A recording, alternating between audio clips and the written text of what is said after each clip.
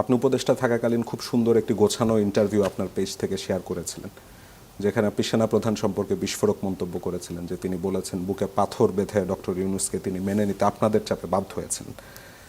তো সেই তথ্যটা যে আপনি জনগণকে জানাবেন, এইটা কি on a one fine morning আপনি সিদ্ধান্ত নিলেন যে এটা জানানো দরকার এতদিন পরে, নাকি কেউ আপনাকে বলেছিল যে এই তথ্যটা জনগণের সামনে আপনার উপস্থাপন করা উচিত? কেননা ঠিক তার কয়েকদিন আগে হাসনাত আবদুল্লাহর একটি ফেসবুক স্ট্যাটাস নিয়ে কথাবার্তা, তার আগের দিন আছে কথাবার্তা হচ্ছিল।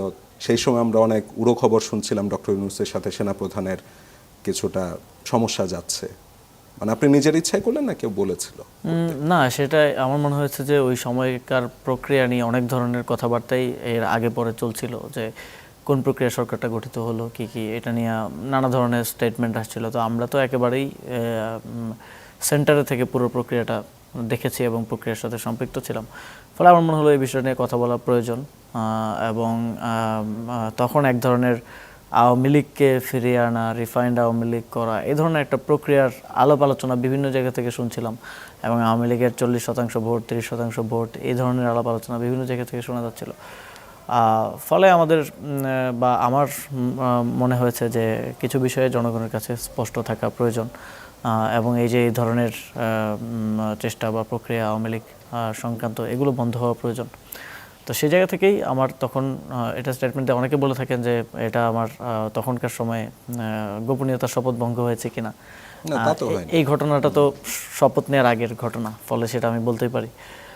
তো এবং আমার মনে হয়েছে যে প্রক্রিয়াটা নিয়ে অনেকের অনেক স্টেটমেন্ট আসছিল, অনেকের অনেক বক্তব্য আসছিল, কিন্তু আসল ঘটনাটা কি সেটা অনেকেই হয়তো জানতো না বা জানে না।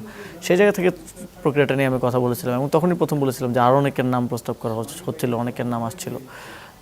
কিন্তু আমাদের ক্ষুদ্র বোঝাপড়াই বলেন আর যাই বলেন, তখন আমরা অন্য কাউকে দেখছিলাম যে ফিট আছেন এই দায়িত্ব ভারটা নেওয়ার জন্য।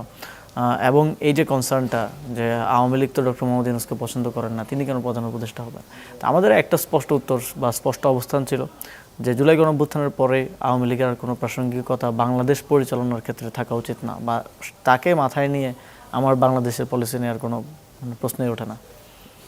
তো সেই ইন্টারভিউ এখনো কি বলবেন যে ঠিকঠাকই দিয়েছেন, নাকি কোনো রিগ্রেট আছে? বা সেই ইন্টারভিউর পরে আর্মি চিফের সাথে আপনার দেখা হয়েছিল নাকি, কথাবার্তা হয়েছিল নাকি, তিনি কিছু বুঝিয়েছেন নাকি, এখন সম্পর্ক কেমন? দেয়া ঠিক হয়েছিল কি হয় নাই সেটা ভিন্ন আলোচনা হতে পারে, এবং কিন্তু যেটা সত্য আমি ফ্যাক্ট তুলে ধরেছি, এবং কেউ আজ পর্যন্ত বলেও নাই যে না এটা ফ্যাক্ট না, অন্য কিছু ফ্যাক্ট। ওই মিটিংয়ে তো আরও অনেকে ছিলেন বঙ্গভবনে, যে মিটিংটি। এরপরও বিভিন্ন রাষ্ট্রীয় প্রোগ্রামে আমার দেখা হয়েছে, হাই হ্যালো হয়েছে, কথা হয়েছে, কিন্তু এই স্পেসিফিক এই বিষয়ে কথা হয়নি। উনি আর কিছু জিজ্ঞাসা করেননি বা বলেননি উনি?